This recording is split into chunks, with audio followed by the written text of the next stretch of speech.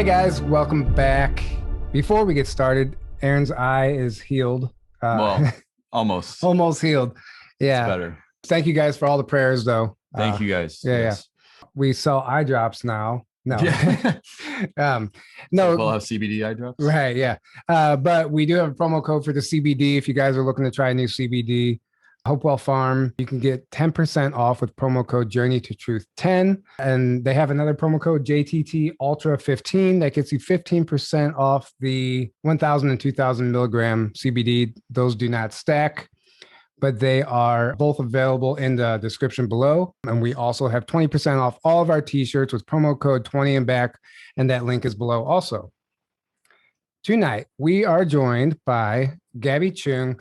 So she is a satanic ritual abuse survivor. She has an incredible Telegram channel which is how I found her. And she covers everything from Monarch, all the mind control, MK Ultra, down to the satanic ritual abuse, what programs, how it's all being done. Her research is so in depth. The Telegram channel itself is absolutely fascinating. It's its own rabbit hole. And I would recommend everyone to go there and just spend time because there's a lot of red pill information on there. But we're really excited to have you on, Gabbi, to share your story and to start covering some of this information because it's a dark subject. Not a lot of people like to talk about it, but the reality of it is that it's happening. It's real, and it's not going to stop. And this is one of those subjects that it's a lot easier to just ignore or turn your head, look away, than to actually acknowledge that it exists. We hear about it all the time, but people like to turn their head. And unfortunately, that's not going to get us anywhere. So the more people that know about it, hopefully the more it can bring awareness and actually stop what's happening. So welcome to the show. Thank you so much for having me. Yes. Thank you for being here. So can you please, I just do a better job than I did introducing yourself and let people know who you are, how you got into this, and why you started this research. Yeah, awesome. I organize a community group here in Australia called Truth, Justice, Freedom for Children.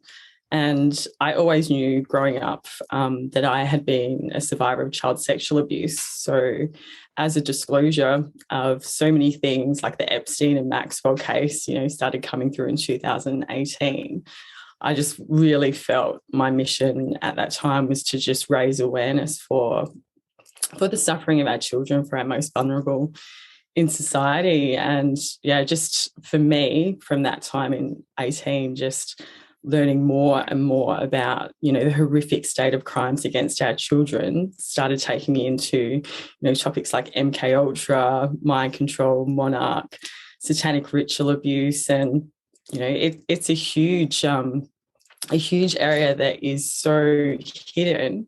And then when you start getting your head around it, it's just like, wow, this actually affects absolutely every area of our society today. And, we can look around and see that so much of the world that we live in is under mind control. And, I really enjoy breaking down how they're doing it, trying to understand that and trying to get that information out to people so they can free their own minds as well. And, interestingly enough, over the last 6 months after all the research I've done, I started having my own memories come through of ritual abuse, of programming. And, I know a lot of other survivors around me that, we sort of knew we were from dysfunctional families. We knew we had some sort of, unusual upbringing in the past. But yeah, it's almost like the programming is breaking down so much over the collective at the moment. Those memories were able to come forward for me as well. And it's been an amazing journey speaking to so many survivors of ritual abuse and, the cults and MK Ultra, and just learning, how they experienced it as an individual, and then being able to see how that's being transferred out from the micro to the macro to really enslave the whole of humanity. Mm-hmm. Yeah. And that's the truth of it. The whole of humanity. This isn't just some small thing. This is a massive cover-up. A global cover-up on what's happening here, and it's embedded within the military, within Hollywood, all the cartoons, all even music videos. The music industry everywhere you look, the three-letter agencies, they all have a hand in this. The politicians, and they're all in collusion. They're covering this up together, and the entire system is built around that. And I guess what I want to identify first is, so this is all done subconsciously, right? This, like, most of the time, this mind control is done subconscious. It affects the subconscious mind by symbols and certain trigger words and all that stuff. So I guess I'll let you explain to us what actually Monarch mind control is, the origins of it, and then we can get into like how to identify it and all that stuff. Yeah, awesome. So I think Kathy O'Brien, who's an incredible US survivor that you guys might have connected with and heard of before. Oh, yeah. She says, all information is mind control. And I think that's really pivotal to, understanding how this works. And we can see that in society at the moment by withholding the truth, by withholding who we are and our place within the universe. They've really been able to disempower humanity and basically make us a slave race.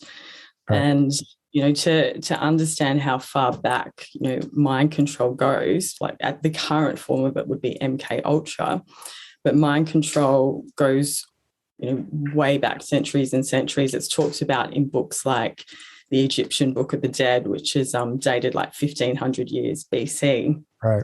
And they're talking about, using torture, using spells, so hypnosis, using potions, so drugs. And all of these things are to break down the human psyche and make it more susceptible to control, to power. And really, when we get behind why the alphabet agencies today are using mind control over the masses, it really comes back to that enslavement. It's the control and the power over a population, because we're so big now, humanity all over the world. They can't just control us through, an old king and queen, or right. There's has to be a multi-layered psyop, which is very much what we're living through now. So the origins of MK Ultra in the current form that we see today go back to the wars. So a lot of wartime experiments were using this knowledge from books like the Egyptian Book of the Dead, and the knowledge that the cult families had passed down over generations and what we're already using in their families. They actually did it on a mass scale within the wars in, horrific, inhumane experiments conducted on prisoners of war, on, in the Nazi war camps, etc. And that was when this occult knowledge, so hidden knowledge, was really, I guess, corporatized and brought out in a mass scale. And that's when Tavistock, so Tavistock is really key to understanding the Monarch program and brainwashing, because Tavistock basically created those programs. And Tavistock come around in 1920. So that was through the royals, through hidden cult, the secret groups, and the British military. And that was MI6, British intelligence. So that Tavistock has literally become like a brain now, with its tentacles through every area of our society. Like you were saying before, the military is a huge one. Media, politics, our hospitals, our medical system are all very much linked in to this structure that was created by British intelligence in a way to actually reach its tentacles out all over the world through its colonies and control those. And it's quite interesting because, British intelligence doesn't so often come up in the discussion of MK Ultra, and that looks very deliberate because it's been in the US. Australia's been, massive, a massive site for experimentation as well, Canada and New Zealand. So it's like that Five Eyes network. They've actually reached out and done a lot of this experimentation through their colonies. And Tavistock used a lot of the shell shock. So they noticed that soldiers were coming back from the war and they were just fragmented. They weren't themselves. They noticed that they were really easily programmable because they were in so much shock from what they'd seen and what they'd lived through. And so they started using this on vulnerable groups of people, so children people with disabilities, vulnerable adults, etc., and just continued the experimentation from there. Yeah, and so Tavistock's program is Monarch MK Ultra, and it's called Monarch because of the butterfly, and that was something that Tavistock and their scientists become quite interested in because they noticed that the butterfly would lay its eggs, it would fly away, it wouldn't have anything to do with these little guys growing up, the caterpillars, but those butterflies would retain all the genetic knowledge of their parents, and they would know where to fly, they would know where to breed and just the cycle. So that was the first tip off to Tavistock that information, so knowledge, could actually be genetically passed down. And that's a key part of MK Ultra is intergenerational families of abuse. These children naturally pick up the ability to dissociate. Sorry to stop you, but I guess I never connected those dots as far as the monarch butterfly being the symbol of the generational, passing it down generational, because actually, if you research, don't ask me why I did this one time, but I was looking into monarch butterflies, and they're absolutely fascinating what they're able to retain because it's in their DNA, but they know where they're going. They know exactly this whole thing. I never really connected the dots that it was the generational thing that's in the DNA, and that's the purpose of it, I guess. So that's why they choose certain families, right? And man, there's so much to cover. It's like another world. Well, It's like our real world, isn't it? Being uncovered. Yeah, and it's really, so I guess we can talk about how they choose their victims. Because they usually, from my understanding, they typically look for a dysfunctional family or parents who are abusers themselves, who aren't really going to care if their kids are taken somewhere for a day and not to school or whatever the case may be. They look for dysfunctional families. Can you go into that a little bit and what you've uncovered? Absolutely. So like with the monarch, the knowledge from how the butterfly passes on the genetics to its offspring, the profitable or the people that Monarch and the alphabet agencies want to utilise are children that can dissociate. So they're children from families of intergenerational abuse. So it's that particular sexual abuse is passed down from generation to generation in their genes, and it means that the children are actually more likely and more able to dissociate quicker, because if a child is unable to dissociate, they're not really much value to the program. Basically, dissociation means that almost like a barrier of trauma is set up in a part of the brain. It fragments off, it splits. And that's a survival mechanism for that child that's inherited it from a damaged parent that's been through torture and abuse as well. Because by splitting off that part of the brain, it creates an alter, so an area that's functioning separately. And then that way, trauma that is just unbearable for that child to actually endure is able to be held in that area, as well as the programming that they add as well. Mm-hmm. So children that aren't from a family of intergenerational abuse potentially may not survive, severe programming to the degree that they want to program someone to create a super soldier or an assassin, or any of their programs to go into the public arena as well.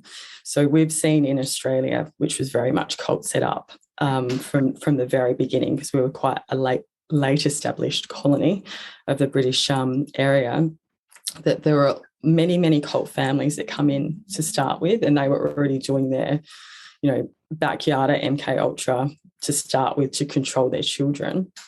But then Tavistock coming in the 50s and 60s and pretty much got that really corporatized, set it up so all businesses, hospitals, medicine were functioning that way. And then we started seeing children being targeted from single mothers, for example. They would be unsure if they could take care of their child. They might be seeing a doctor, and the doctor would potentially be targeting that person, saying, you should go to this particular clinic or referring them to certain people that were within the system, you should give up your child once it's born because you can't take care of it. And then they become wards of the state, and Tavistock and the governments, the military, have complete access to them. So definitely children from multi-generational families of abuse, which all of the cult families are. So if you see someone on the public stage at the moment, you know that they've come from that type of family, because they wouldn't have been able to live through the programming otherwise, and they wouldn't risk having someone on the stage that wasn't controllable. Yeah, and that's where the grooming comes in. So when these kids are born into these families, and they're groomed from day one to be another abuser, right? And they don't even understand anything different. I heard one time this survivor on Dr. Phil years ago, and he was asking her questions, and she said that she missed it. She missed the abuse because she didn't know anything else. When she was given a free life, she actually, on some level, was addicted to it. And it's really insane, like how much it affects you. And that would have to be being passed down through the genetics, right, in your DNA. And because that's nothing, that doesn't just come from one lifetime of abuse, you know. Yeah, and children learn a lot from their parents too. So, you know, you're being programmed by your mother and your father before you can even, you know, have a perspective of whether they're right or wrong, or, you know, what their history is truly. So if you've got a parent that has suffered, you know, extreme programming, and quite often, like in terms of my family, my mother isn't aware of any of this because she's completely dissociated. So I've received all of her programming around, you know, self-worth, around poverty, which is really common as a program to put into to survive as well, about not being good enough. And the list goes on. So all of those things are sort of passed down through your parents' actions without you as a child really being able to take that in. And, you know, the Monarch programming actually starts while you're in the womb. So it can be through druggings, it can be through hypnosis of the parent, it can be through electric shock, it can be through spells, curses, black magic. That's all part of it. It's completely multidimensional, this program. Right. So all of this is happening before this child's even born. So they're really trying to create a split mind, and it's important for them to cause those splits in the child really young. They usually start physical, you know, abuse and torture by 4 or 5, and they want to make sure that a child is split in their mind very early, like at least before 12, most programmers have said, because later it becomes a lot harder a job and the programming may not be as successful. Right. And it's a good thing. I'm glad you brought up the split. So we have the alters, right? And then there's obviously triggers for different alters. I don't know how much, if you even have dove into the topic of the secret space program at all. Yeah. Wow. But, right. So that's exactly how they choose the candidates for the program. It's all done the same exact programming, and whatever program that you are suitable for, that's where you go, you know. And but the alters is something that they utilize and rely on to do their dirty work, right? And so can you explain, this is something we cover a lot, but we never really got into the nitty-gritty of the programming and how they're accomplishing it. People have an understanding, but if you know what to look for, it can really help you steer away from that. So can you explain like the purpose of the alters and then the trigger words and how an alter is activated by a trigger? Yeah, absolutely. It's interesting that you mentioned the space program too, because that's so international. And, you know, we've been kind of like with the military programming, we've been brought up for, you know, our whole lives to be like, wow, the space program, wow, look at what great things the military are doing. And really the space programs, the only thing they're interested in is the space between your ears. They are all mind control. That's it. They're just government funding pouring into those to go into MK Ultra for the masses. And yeah, so the way that they might, I guess, program an individual is by causing this extreme trauma, particularly as a young person, they're actually splitting off parts of the mind. And, you know, we've got incredible survivors here in Australia that have been speaking out for decades, like Fiona Barnett, and she's went into a lot of the programming that she was able to break down. And she describes how her earliest splits of her mind as a child were into five places, so 5 parts of the brain, and they were done at different ages, loaded with different colours, and everything after that was added to those particular alters. And that's the thing, is once you've got those initial splits in you as a child from extreme torture or sexual abuse from a caregiver that you just can't park anywhere, you don't have those memories. That part of the brain has sectioned off. It's got a wall around it, and the trauma is in there. But as well as the trauma that has been, I guess, sectioned off to prevent you from just completely having a meltdown and not being able to go on, the programming will be added into specific parts of that trauma, and they'll often recreate or actually perform the same type of torture and abuse that you experienced at that particular age to load that new program in to that area of the mind as well. So an example of that would be your MK Ultra Delta programs, which are the assassins. So we see those individuals being utilised in false flags all around the world. Like we've had our Port Arthur massacre, which was a young man who was severely mentally, I guess, slow, and he was programmed to take the fall for that. Right. That he'd actually done that, and he hadn't. Meanwhile, it was actually military that did the whole operation. And it can go either way. It can be you're programmed to take the fall for something, or you're actually programmed as a super soldier to be a sharpshooter to take someone. And that, just to like the school shootings and all that stuff. Like they're those all MK Ultras, 100%. Those are all I would call activated sleepers, because they might be going on about their lives, and a trigger word or symbol is placed into their subconscious subliminally. However, they don't even know what's happening. All of a sudden they're triggered. We have voice of God or voice to skull technology, which beams messages into their heads. And then if you read any of the articles or all of the articles about the school shooters, for example, they all say that God told them to do it. They heard, and it's almost comical that every article, the shooter says God told them to do it, and no one's connecting those dots, But then the therapists are also in on it. They're programmed, and they're designed to make you seem crazy, and the whole mental health side of it, it's wild. Yeah, well, the mental health for the world was set up by Tavistock, so British intelligence. And our mental health system in Australia started in Melbourne by Tavistock as well in 1941. So absolutely, they have control of psychology, they have control of mental health, and their first defence is always, this person's crazy. What they're bringing forward at this time isn't true. Shut them down, put them on some pharmaceutical drugs, right, etc. Yeah, but yeah, definitely with with the false flags, those assets to them that are being used, they are able to do that job because of their splits. They've been programmed in there. They want a super soldier that's not going to ask questions. You don't want someone that's about to shoot JFK and goes, "Oh, I can't do it. It's against what I believe in." They're programmed to just go through that.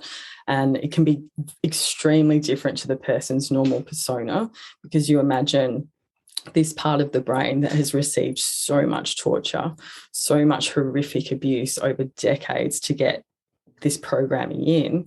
That particular alter can be very angry. It can be completely believing in different things, like, for example, believing in Lucifer's kingdom over God's kingdom, can believe that shooting people is a good thing to do. And it's just an alter, just a part of this person's brain that is not normally conscious and active unless certain triggers are brought forward. They're given phrases, maybe in a certain heightened environment, under certain drugs, etc. And I've spoken to a survivor recently from New Zealand who was trained as an assassin, And she talked about being actually picked up in a van to be taken to do her job, which was to take someone out in a recent massacre, well, not a few years back now anyway. But she, because she's done so much healing and done so much work, was able to stop it, was able to say, I'm not doing it. So it's interesting that, you know, we can definitely start breaking down this programming, but how many times does that not happen with an individual? So a lot of these individuals aren't even aware that they're programmed. If you asked me 12 months ago, I wouldn't have known either. So, you know, and that's the state of things, is so many assets that are out there at the moment just would have no idea in any sense what they've lived through. Exactly what they lived through, or that they've even been mind controlled. And it all goes back to what you said, like I guess the British, right? The British intelligence or whatever. They know us. They know humans. They know us better than we know ourselves. They understand us psychologically more than we're ever taught. And their torture, their abuse targets the left and right side of their brain specifically. So they'll, you know, and they have certain methods. It's all very well thought out, unfortunately. That's why they keep us suppressed, so we don't learn about the human body and what we're capable of, and all that stuff, because we would start to pick up on the subliminal messaging then, because we would understand how things operate. And I want to get into that subliminal messaging and where it's showing up, and in particular, like Wizard of Oz, Alice in Wonderland. That's just two, but it's everywhere. All the kids' cartoons, Disney, Hollywood, music. 100%. Yeah. So I think the important thing to realize with Tavistock actually train all of the alphabet agencies. So that gives you a good perspective of how much in control they are. And they also, you know, pretty much run and control all of the syllabuses in every university around the world as well. So they are totally in control of what information we have access to at all times, you know, especially for people that aren't doing their own research, that have bought into the system as such. So their level of expertise in mind control is, you know, 100 years ahead of what we could even fathom at this stage. Like in the 1950s in Australia, they were doing lectures. So Tavistock employees were doing lectures on brainwashing and controlling the masses through shock. So imagine where we're at 70 years later, because so much of this has now been meshed in with frequencies that are around us, and also technology as well. So that's kind of like they've got new layers to add to, you know, they're already established techniques that they learned during the wars. So in the 50s here in Australia as well, Tavistock was actually researching the effect of film on school children. So they were basically uncovering how much, when we actually watch something visually, it flips straight through to our subconscious mind. Quite often, unless we're really conscious of programming and what we're watching, as I feel people are becoming at this stage of the game. And before that, people would just be taking everything in and as something that is true. Right. It bypasses your reasoning. Yeah. And you might think you're sitting there watching, you know, Top Gun, which is a total military industrial complex promo job, and just enjoying it. But how much other messages are going straight through to your subconscious without you actually thinking for a second, is that right or wrong? Because we kind of, when we sit down and watch a film, for entertainment's sake anyway, we're not really switched on about, is this true or not? It's kind of like watching this make-believe world. Now, your subconscious mind doesn't perceive things that way. Whatever information comes through, it's cataloguing all of it, noting down all of it. And obviously these messages are repeated and repeated and repeated. So very quickly, you know, what your innate knowledge and what you see around the world can be very overpowered by the external stimuli that you're being fed through propaganda as well. And it's, you know, what's scary is, so a lot of these actors and actresses, even any celebrity, musician, a lot of them have been exposed somewhat. Like the mainstream is not going to acknowledge it, but there's information out there on them being pedophiles and doing these horrible things. In particular, like somebody like Tom Cruise, if that's even him anymore, like you know, there's this deep fake technology, clones, all that stuff. But what's scary about it is we know this. We know who these people are, the adrenochrome ring. We know everything that's going on. And then we still sit down on our couch and enjoy a movie from them.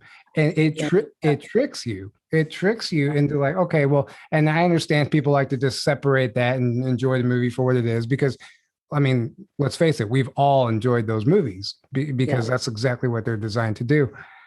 But that's when it becomes easier to look away and acknowledge it, because it's almost like black magic. You're so enamored by this actor's performance that you're like, oh, I don't even care that he's a pedophile. Like all of a sudden, like why we don't even realize that we're allowing it to deceive us. Yeah, it's like an unconscious form of acceptance of almost what they've done as well, I believe. You know, and that's why they put these people out there, because it's just conditioning society to recognize it's okay. Right. And sorry to cut you off. I just want to say get this in really quick. And it gets us to idolize, worship, and love the very people that are torturing our children. And it's like a mockery. They make a mockery. It's like a big slap in the face. Like ritual mockery. They're just like, we're doing this, you know, in our other altar, but you know, in the public eye, you guys are just still sitting there watching and lapping this up. It's nuts, isn't it? Right. I mean, it's so you mentioned in the 50s they started testing the film on children, right? On school children, yeah. So, and like that's 70 odd years ago. So imagine the state that that's in now as well. And we can see with Disney, with Hollywood, you know, a lot of those, let's talk about the cartoons, for example, coming from Disney, a lot of those serve a lot of purposes. So, you know, there's this layer in them where there's a lot of symbology. You know, you can see people have pointed out now that there's Illuminati written here, or there's, you know, penis symbols here, or, you know, sexual innuendos here and there within the cartoon. So that's all going straight through to a child's subconscious, and it's almost, you know, indoctrinating them into the fact that, you know, we are actually living in this satanically run society at this stage, but it's not spoken about. Those symbols are all parked in that child's brain from very, very early on. And then another layer of the Disney cartoons that goes even deeper is there's a lot of themes, a lot of triggers that are put into those, a lot of words or phrases that are deliberately put into those for programming Monarch children, so children that are highly sensitive, children that are already dissociated and have their alters in there. They're sitting down watching a Disney movie, and that's actually just strengthening the programming that's being put into them. They can't remember at this stage, because most survivors of, you know, MK Ultra, ritual abuse, and that kind of programming aren't generally getting their memories back to late 30s, 40s onwards as well. So these children are just getting almost like a top up from entertainment. Right. And it's Disney in particular, they try to break the mother-child bond, right? So they're always like portraying the death of a parental figure or a safe figure to the main character. So and what does that do to a child? It's like it's horrific. The Lion King, Land Before Time, you know, this is some two off the top of my head, but like it's very sad, you know, and then what is that doing to a child's mind? Yeah. And remember, that's going back to the Tavistock programming, the shock. They know that when you go into shock and you have this big trauma, which is exactly what we've seen with the rollout of the scamdemic over the last few years, people become, you know, they revert into their childhood. Infancy, basically, and you become highly emotional, which means you become highly programmable. So that's exactly why they play on this, usually the mother-child bond being broken very early on in a Disney movie. Because, I mean, I can tell you, I remember having tears at the start of Disney movies growing up. And then you watch the rest of it and your mind's much more open to be programmed because you've reached this really high emotional state, and then it's calmed down, and then you just sit there and you're kind of almost in a bit of a hypnotic trance, and all of this messaging is going straight into your brain, straight into your child's brain. Right. Yeah. Were you gonna say something? So I was going to say, don't pull those. You might unplug the mic. Yeah. They've like done studies on how your brain reacts when you're watching a movie or a show, and it puts you in a trance state. So you go into alpha brainwaves. Yeah. And then also your brain reacts the same way as if what you're watching is actually happening to you in real life. It doesn't know the difference. Yeah. So when you're watching a movie, that's why we react the way we do when we watch a movie or a show. We get all emotional, or we get scared, or we get whatever, because your brain is in a state that it doesn't realize. It's like suspended. Your belief is suspended, where you think it's actually happening on a certain level, and it reacts the same way. So they know that, and they know that that's going to create traumas or create certain things in your psyche that they have their agenda of what they want to program you with, and they create these movies and these shows specifically, for that reason. It's all about making you complicit to their agendas. Yeah.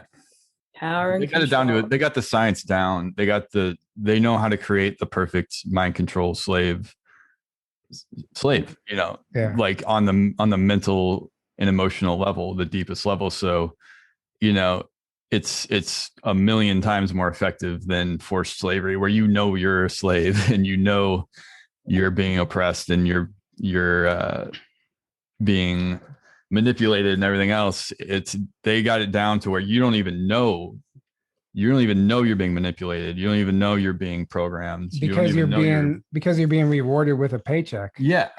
I know, paying taxes. Right. They know how to put the carrot on the string to get you to money. They know how to get you to crave after all these things, sex, everything, just to keep you from seeing below the surface. Right. What's really going on. It was busy. It was interesting what you said about alpha waves too. And they say that if we sit in front of just the TV, I don't even have a TV, can't stand that thing. Within 4 seconds, you go into alpha. Mm-hmm. And that's a highly programmable state. Yeah, exactly. Tavistock's goal was to make the slaves love their servitude. It's out there in their mission statement, and that's exactly what they've attempted to do. They've just they're programming, the masses to love the serving that they do, to love the overlords that we have. Mm-hmm. And I think we've all experienced that, like trying to break through all of that programming, over the last decade. It's nuts. There's just so much that has been put into us from such an early age as children. And that's the difficult thing, because it's literally everywhere. So even when you're aware of it, it's not like you're being complicit, but you still have to participate on some level just to survive and be here. Mm. But being aware is so key, because it loses control of you, right? It does. Yeah, I believe it's like breaking the spell is a good way to put it. So we can't, we've grown up, we live in a very satanic overriding principles of this world, and slowly that will change as human consciousness changes. However, the way we, by being awake and perceiving things, you can actually break down and see what's happening in front of you. You can see, I think, by being able to see what their agendas are, we're actually able to disempower the strength of those over us as individuals, and hopefully that's transferring out to more people around us, because it's certainly a lot easier to find information on mind control, information on how Disney's programming our children today than it was 5 years ago. So that's all right. in the right direction. It's everywhere online, and that's why they had to activate the fact checkers. Information control. right. And Can't have people waking up. Yeah, It's a big and factor. That's it. We don't make good slaves like that, asking questions. Nope. right. So I do want to cover in particular, I know I've mentioned it already a few times, Alice in Wonderland, Wizard of Oz, because it's not just a cartoon. They are cartoons, but they're also used like if a child is brought into a facility somewhere in MK Ultra, they're put they're using Looney Tunes, Alice in Wonderland, cartoons, whatever. So then whenever they go back out in the real world, it's all subconsciously triggering them and activating them. And Alice in Wonderland in particular, they have a tour that comes through that's going through St. Louis right now. It's 3 months in a row, citywide, where you go and participate in this whole Alice in Wonderland game, right? You download this app. You download this app, and they have this drink that they're serving that literally says "drink me." It's like a little tag that says "drink me," and it's like this blue potion, and it's like I don't know what the drink is supposed to be, but it wants you to feel like you're in the movie or you're one of these characters, and it's like it's so obvious.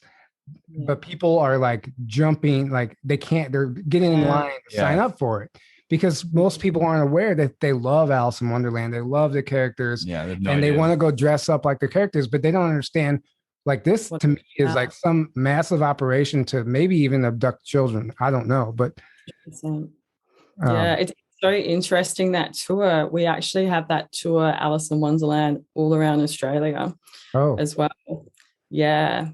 Yeah, and I believe that it is out there for two reasons, both for them to activate sleeper agents for their ongoing agendas in the parents, that is, but also that kind of tour for people that are able to, they know what they're looking for, the programmers.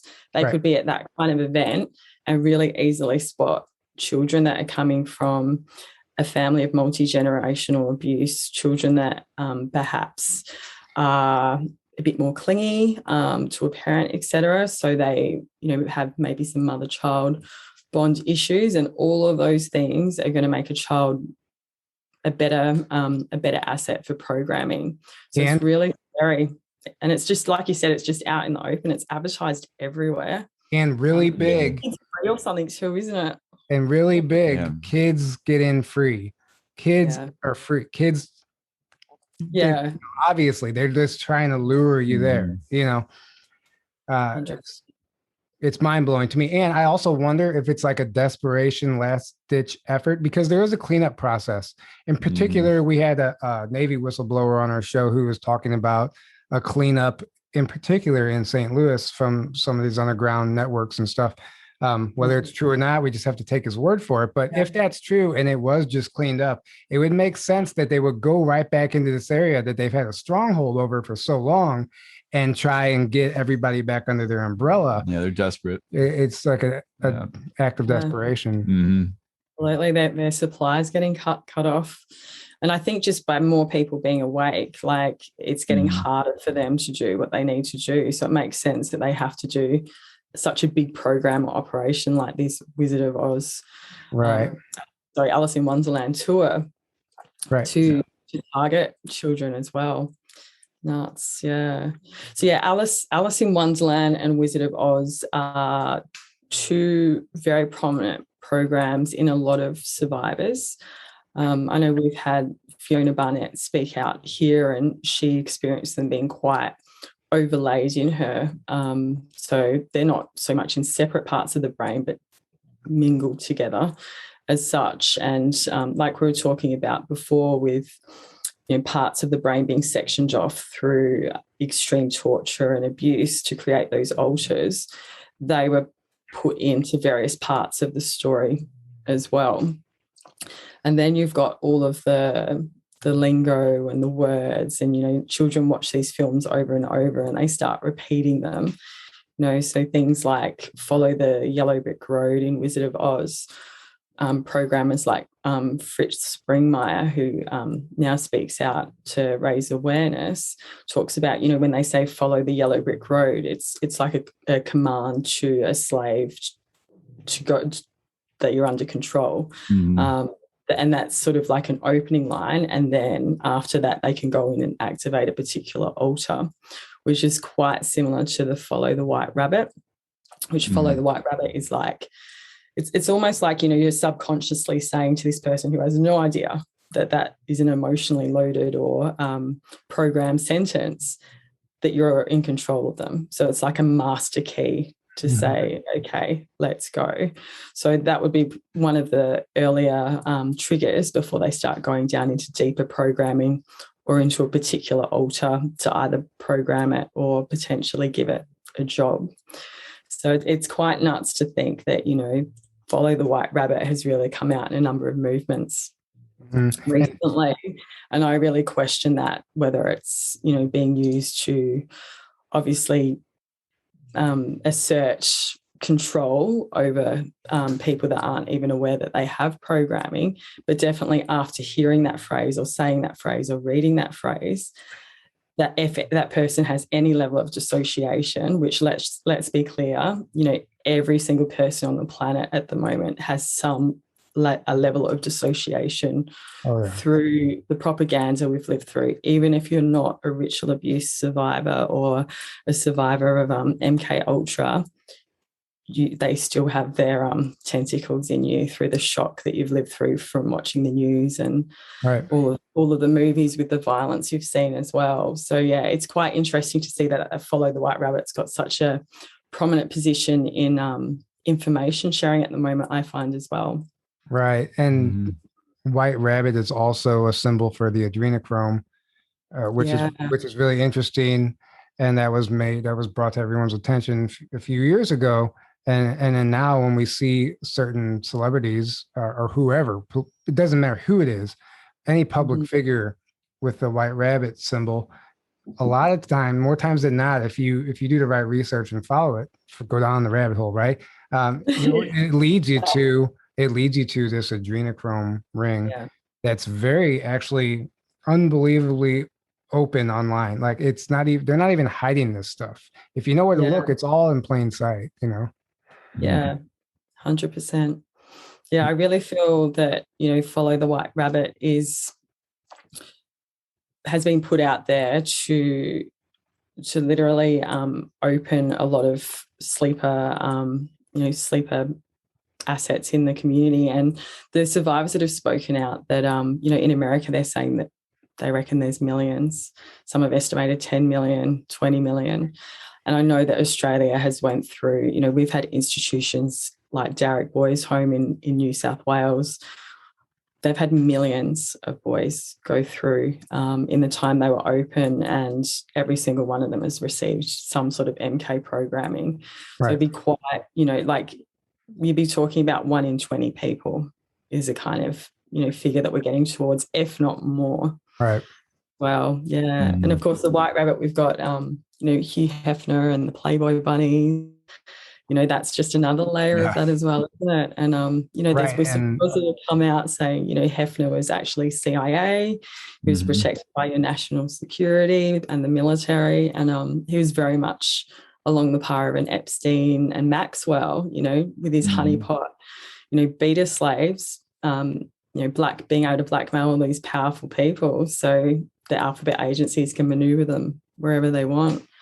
Yep. Yeah. And how much have we thought, the Playboy Bunny is cool? Hugh Hefner's like all about sexual liberation and, people doing their own thing. And it's like there's always an ulterior motive. Right. Well, it's like these people are in positions to where it's like the perfect cover. And then this gets into the church, like a priest or, it's so hard, and I know it triggers a lot of people, but not in all cases, but like the Catholic Church or the Vatican, like we understand that like some of these priests or even the Pope actually aren't this benevolent person that we thought they were, but what a perfect way to slip in and be the devil in disguise. And if you want to touch on that at all, because that's an entirely... Yeah, well, like around Australia, we were very much set up, I think the wineries coming first and then the churches were a couple of years later, and both are major players in the child trafficking and exploitation of children.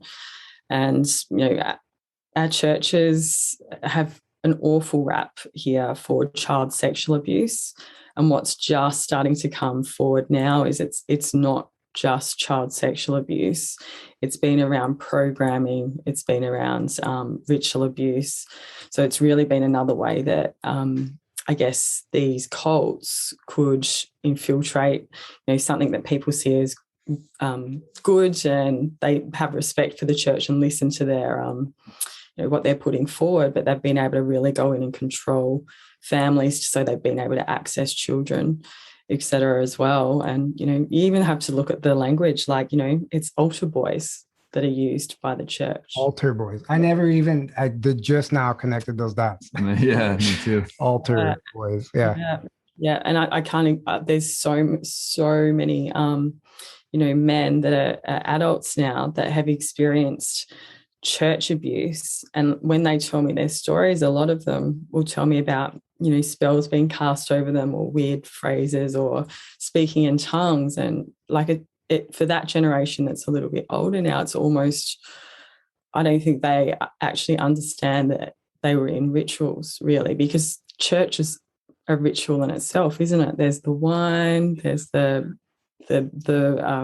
breaking of bread, there's candles, there's fire. So it's such a twist, isn't it? Or as one of my old friends used to call it, the weekly fashion show. Yeah.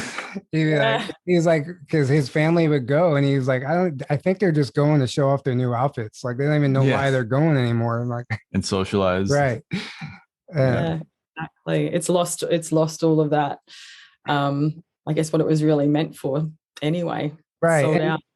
Right. And fear of, I need to go to heaven, so I have to keep going to church. Right. Exactly. It's this whole fear programming. Right. Sure. Not that there's massive. And not that there isn't Savior. some good that comes out of it, because there are good intentioned people involved in the church. Oh, absolutely. Now, this isn't a blanket statement for all churches across the globe, but it is, we're only talking about this so you know what to look for. And so you can be aware of this, and you can be picky about which church you decide to go to, and even the Church of all churches, the Vatican, how many survivors have come forward talking about being in rituals underneath that facility and what's actually underneath there as well. So, in a sense, all of our churches in some way have been modeled off that. And although there may have been good people that wanted to do the right thing, there's this really evil, overlord or overriding, system that's coming through from Rome, because that place, right, things that have happened there and the control that's happened from the Vatican is just horrific. Yeah. And exactly. And there's a lot of information, like you said, coming forward about that.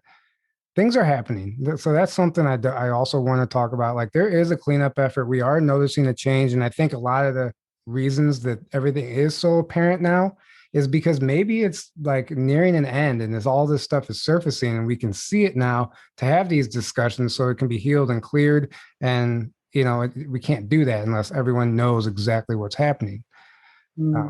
So I know maybe seems like we have a long way to go, but I do have hope, and I do think there's a bright future ahead. And that's why we're even here doing this work right now.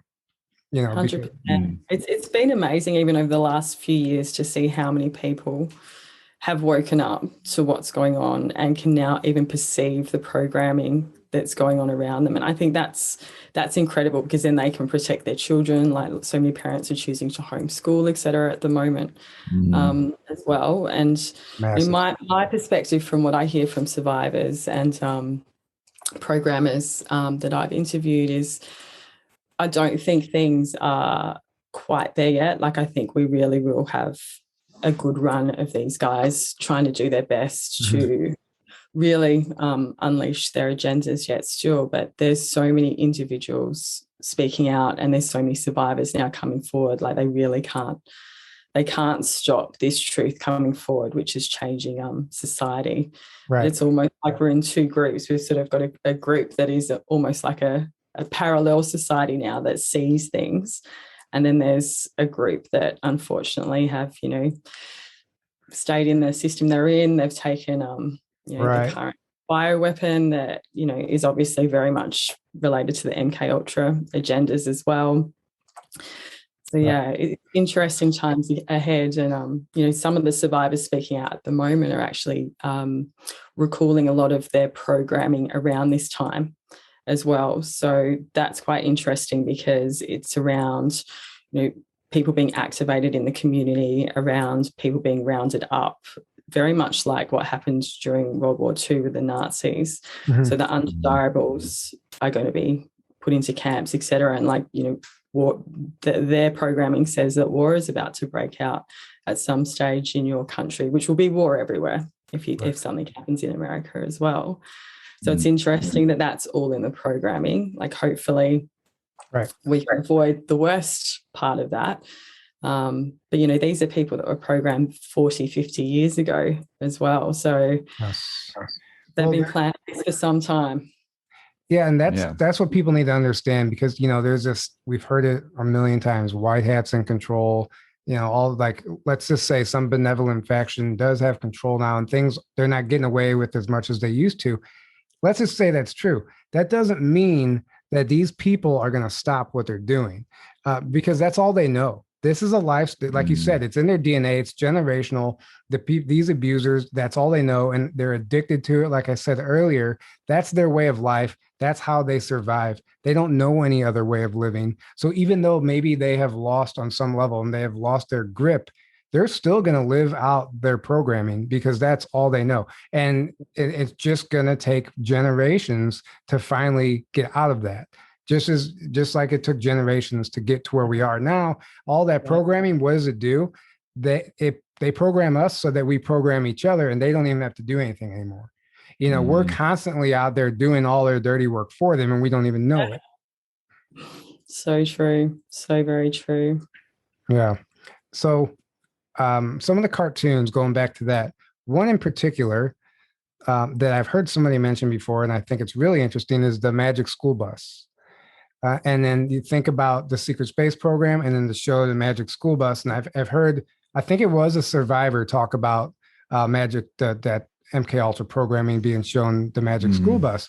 Think about it, a school bus that takes you to space. And what better way to get kids, you know, excited about going to space? On space. Right. Space sounds like it's MK programming. Nuts. Right. And that one, and I mean, it's everywhere, right? There's that kind of reminds me of, you know, when in Wizard of Oz, when they're talking about, you know, going over the rainbow or following the yellow brick road, like a lot of that is around, particularly with Over the Rainbow, it's around the person or the child that's enduring that severe abuse actually dissociating so much from what's going on in that present moment to survive, that they go somewhere nice, that it's a magical world, it's somewhere separate. So that really helps assist with the splitting of the mind as well. So kind of giving that child an escape, which, you know, that really sounded similar when you were telling me about that bus. Right. It's like, you know, the child could be enduring, and school buses are used for a lot of abuse. They've been used to target children for a long time, and children have been abused on buses as well. But it's interesting how they sort of, you know, get on the magical bus, it's going to take you somewhere nice. Right. Really seems to reflect that dissociation. Yeah.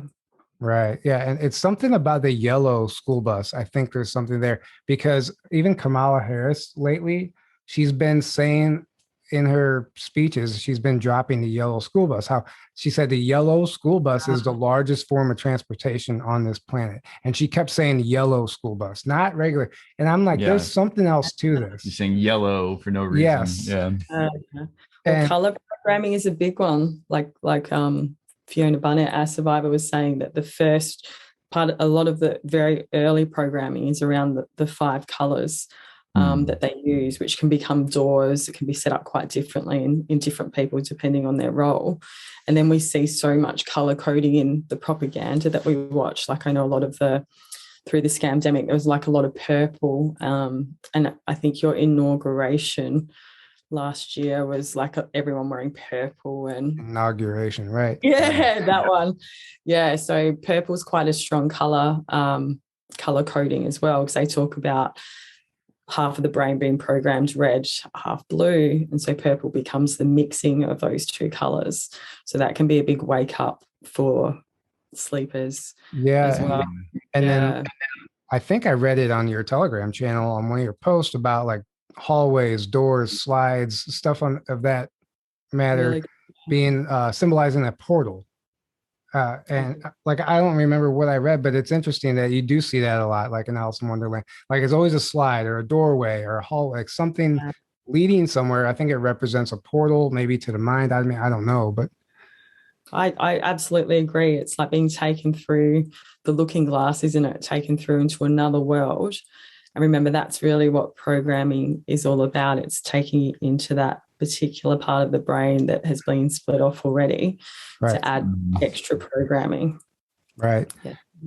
And I also wanted to touch on our military because the initiation into the military, like it seems so wrong. Like people, you know, you're almost abused to a degree, and they're like pushing this homosexuality, and you know they're stripping you of any sovereignty that you have, right? If immediately you have to get naked and you have to get all these shots and like everything, like that's all. What is that doing to that person also? And that's like, it's almost like an initiation, and it's just, I don't, it's kind of just the military. Yes. I mean, I, you know, all the people that have served, you know, obviously we respect and we appreciate everybody, but when you really get down to it, it might not be that great as it's being sold, as great as it's being sold, you know. 100%. Yeah. And like we can just look at, you know, the military industrial complex has been in control of thousands of movies and their production. It has a massive presence in Hollywood, you know, so that is who is actually both conducting a lot of the MK. So many survivors are actually traumatized and programmed at military bases. There's been survivors that have actually come forward saying that Disney parks have been used for that as well and actually set up for MK programming too. And that was only because there would be too much public discernment of, you know, why are all these children going onto the military bases? It's a bit weird at night, etc. So much of our society has really been set up as programming stations, you know, all our social media, our governments, our schools. It's occurring in all of these places.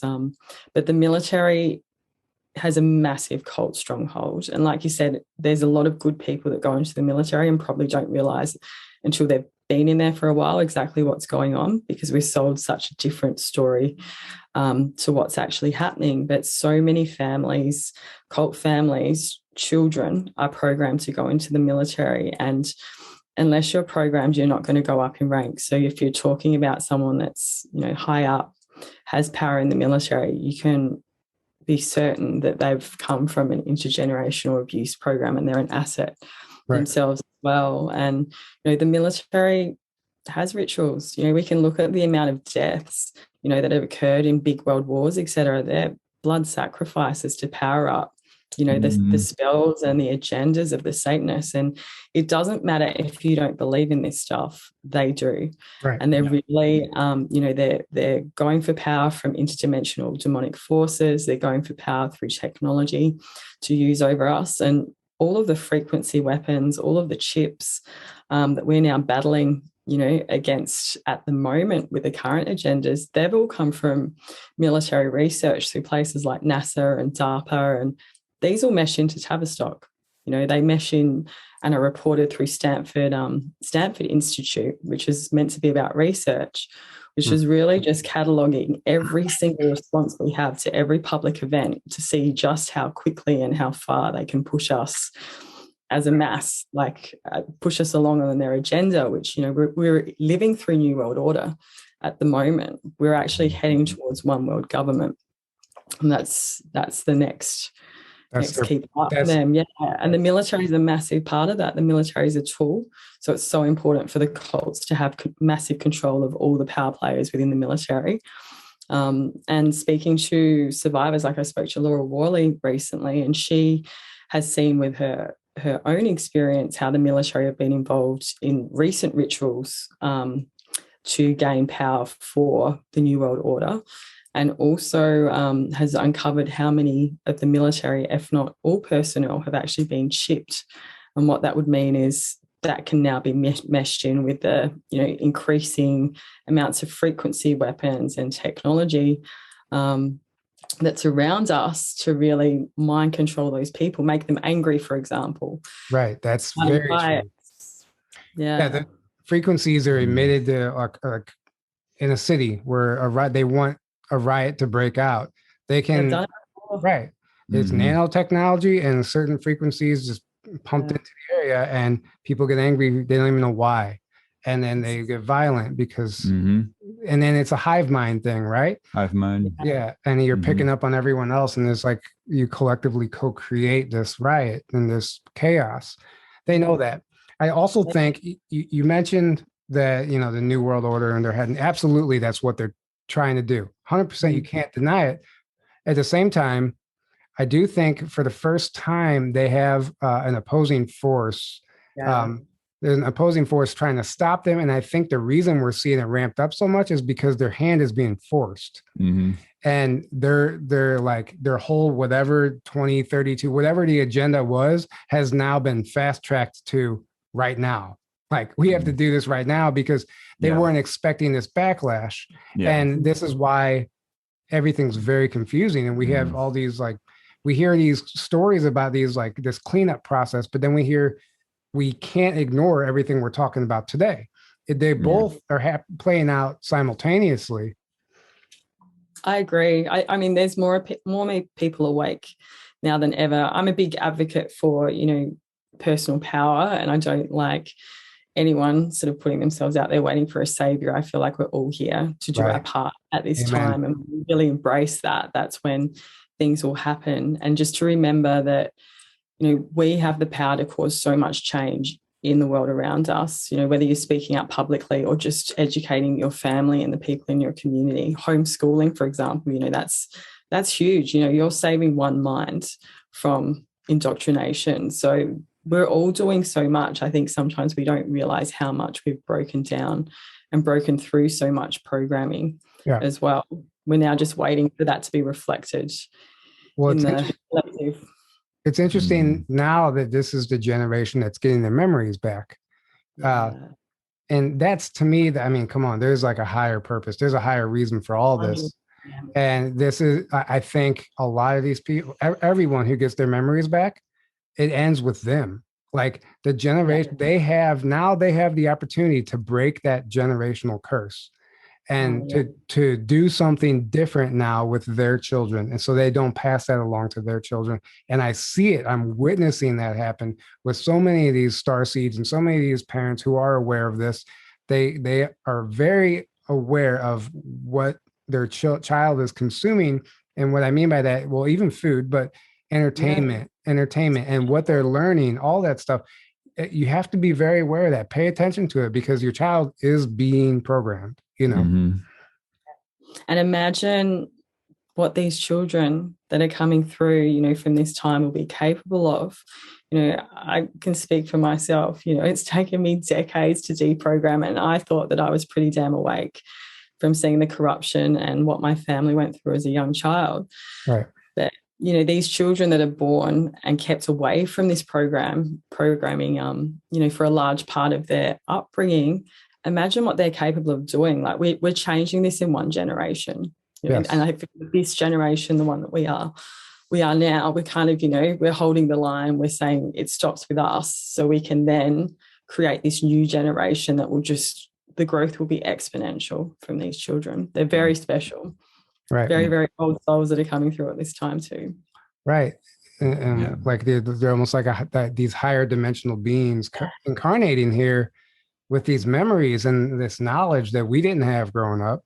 And it's like, and I've said this a lot lately, but I really believe this is how it happens.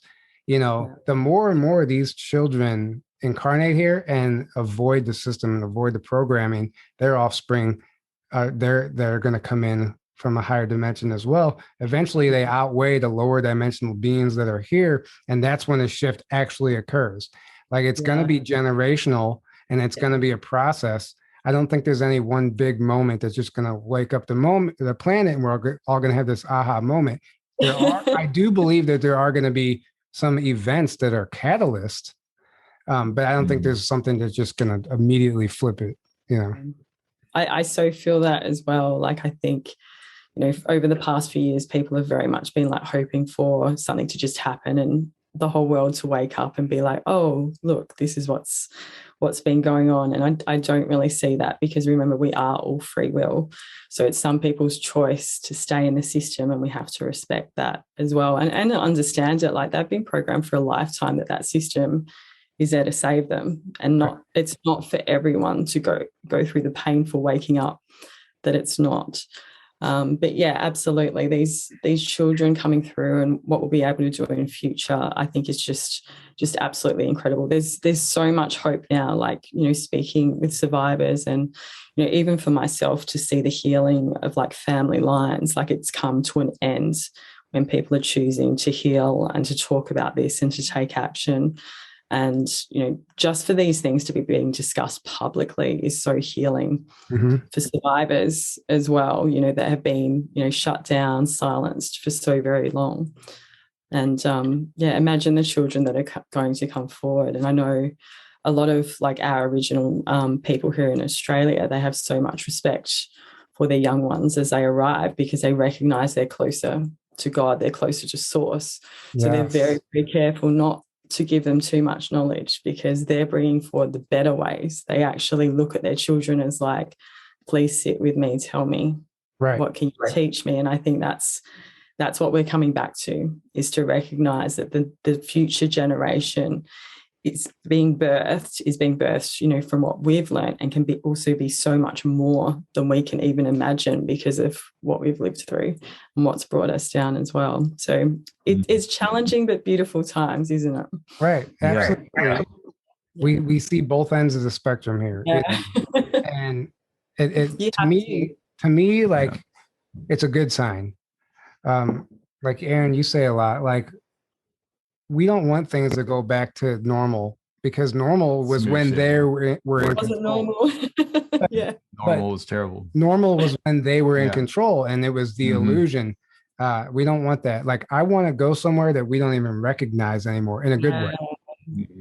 And that's where we need to collectively create. And it's I believe we are creating that, with conversations like these, and people learning. It's just going to be incredible, the solutions we can create. Because remember, yesterday we didn't have the knowledge. We were all still fairly programmed. We'd bought into this and that. Imagine what tomorrow can be. Yes. As we set our minds free.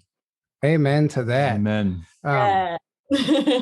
Well, this can go on for like 3 more hours. I have 2 pages of notes. I got to barely none of them. I just look down and see. Yeah, I'm looking at it. Right. Yeah. I look down, I see Michael. Yeah, we could be here for days. I see Michael Aquino. We never even talked about him. And he's such a huge key Satanist and military Satanist in this whole program, right? That's another episode. We can go on forever. And I would love to go into Michael Aquino and another one. I think we'd need more time. But yeah, absolutely. And he was a head of PSYOPs, which is quite interesting. So there's a lot of really interesting stuff there about how the military's coloured our opinion of a lot of things to control us. And there's been a number of survivors, in particular, even secret space program survivors, that remember Aquino and have dealt with Aquino.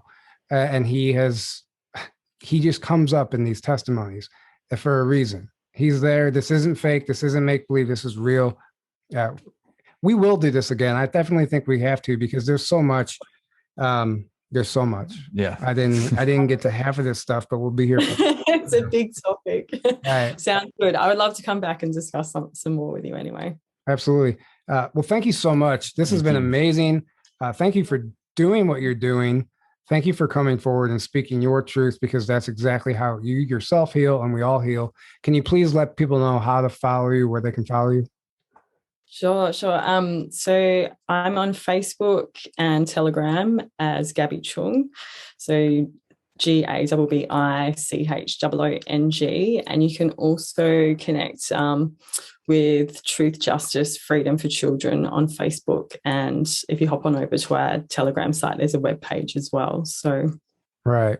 And like I said at the beginning, your Telegram channel is red pill. I mean, like, it's one of the most detailed, like the research you do is some of the most detailed research.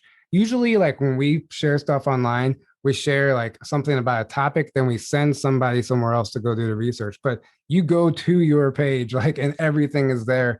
And it's absolutely amazing what you're doing. And yeah, just thank you. Keep doing what you're doing. And we really appreciated this. Yeah. Thank you so much for having me. And it's been lovely connecting with you both. And, I just love that there's so many of us just taking action and doing what we can, sharing the truth. That, like, the truth is what will change the world. It's just because we haven't had the truth for so long, we've been stuck where we are. But, these conversations and this information going out to the public is really just burning away the veil so we can move forward. So thank you.